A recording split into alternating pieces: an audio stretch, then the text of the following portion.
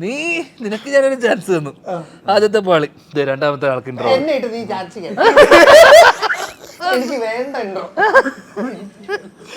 ഞാൻ ആദ്യത്തെ ചോദ്യം ചോദിച്ചോട്ടെ. നീ ചോദ്യം ചോദിച്ചില്ലെങ്കിൽ എന്റെ സ്വഭാവം മാറുന്നു. ഇത് ഇത്രയും മോശം ഇൻസ്റ്റാഗ്രാമിലുണ്ടെന്ന് എന്റെ പ്രൊഫൈലിൽ ഇന്നേ വരെ ആരെങ്കിലും വെക്കൂടാ. വേറെ എന്തൊക്കെ നിനക്ക് എന്നെ പറ്റി പറയാമായിരുന്നു?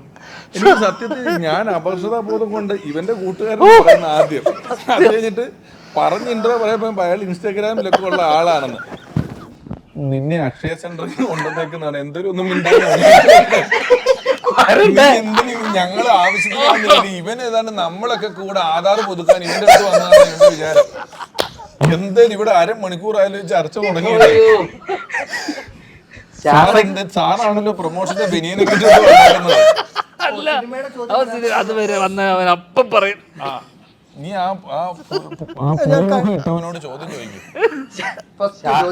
ശ്വാസം വിടാനൊരു സമയം. അല്ല, ഞാൻ ഫസ്റ്റ് ചോദ്യം ധ്യാൻ ചേട്ടനും തുടങ്ങാം. ഇവിടുന്ന് തുടങ്ങും. എങ്ങനെയുണ്ടായിരുന്നു കുഞ്ഞായിട്ടുള്ള? അല്ല, എബിൻ എങ്ങനെ ഉണ്ടായിരുന്നു മൊത്തത്തിൽ ഇവരുടെ കൂടെയുള്ള വൈബ് പിടിച്ചിരിക്കാൻ? എബിൻ എന്താണ് പ്രാക്ടീസ് ചെയ്തത് ശരിക്കും?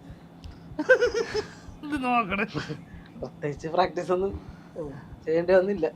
ഇതിപ്പോ തന്നെ കണ്ടില്ലേ ഷൂട്ടിന്റെ ഇടയ്ക്കൊക്കെ ഇങ്ങനെയാണ്.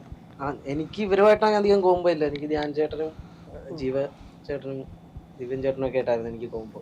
ഇവര് വേറെ ഇല്ല, വേണ്ട പറയട്ടെ.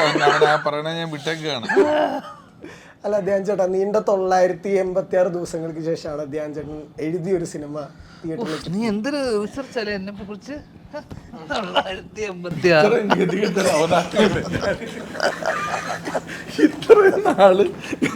ഇന്റർവ്യൂ കൊടുത്തിട്ട് ഇപ്പോഴും ഇദ്ദേഹം മനസ്സിലാക്കാത്തൊരു കാര്യം, ഡിജിറ്റൽ എന്റെ ഒരു വാല്യൂ മനസ്സിലാക്കിയിട്ടില്ല.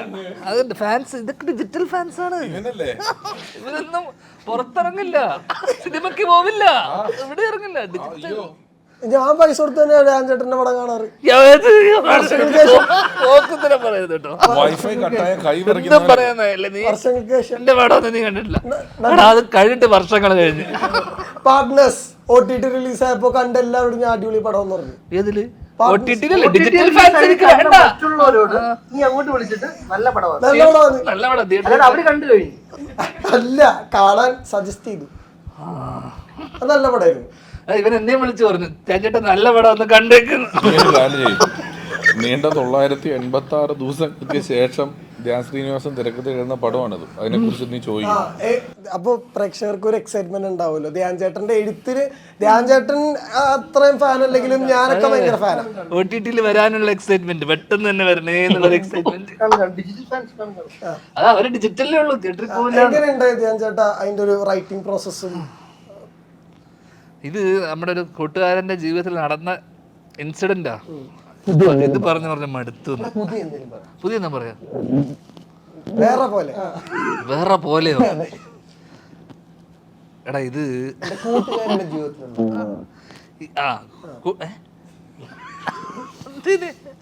അപ്പൊ അതുകൊണ്ട് അവർ റൈറ്റിംഗ് പ്രോസസ്സിനെ കുറിച്ചാണ് ചോദിച്ചത്. അങ്ങനെ ഒരു പ്രോസസ്സ് ഇല്ലായിരുന്നു. ഓക്കെ, ആ പ്രോസസ്സ് ഇല്ലായിരുന്നു. കാരണം ഇത് മിക്കതും അവിടെ വന്നിട്ട് എഴുതി ഉണ്ടാക്കിയ ഡയലോഗുകളും ഞാൻ ഇവരൊക്കെ ആയിട്ട് ചർച്ച ചെയ്തും അപ്പപ്പോൾ ഇത് എഴുതി ഉണ്ടാക്കിയതൊക്കെയാ പലതും ഡയലോഗുകൾ. ബാക്കി സീൻ ഇതുപോലെ ഞാൻ പറഞ്ഞ പോലെ ഒരു കൂട്ടുകാരൻ്റെ ലൈഫിൽ നടന്ന കുറേ സംഭവങ്ങളായതുകൊണ്ട് തന്നെ എനിക്ക് ഇതിൻ്റെ ഒരു ആകത്തുക മൊത്തത്തിൽ അറിയാവുന്നതുകൊണ്ട് തന്നെ എനിക്ക് അങ്ങനെ ഒരു എന്താ പറയണ്ടേ പ്രോസസ്സൊന്നും ഉണ്ടായിട്ടില്ല. ഒരു സീൻ ഓർഡർ ഉണ്ടാക്കി, മനസ്സിലുണ്ടായിരുന്ന ആ സംഭവം അതേപടി ഒരു സീനിൽ ഓർഡറിലാക്കി, പിന്നെ നമ്മൾ എഴുതിയതും ഇതൊക്കെ ഓൺ ലൊക്കേഷനൊക്കെയാണ് ഇതിൻ്റെ ഒരു നീ ചോദിച്ച റൈറ്റിംഗ് പ്രോസസ്സ്.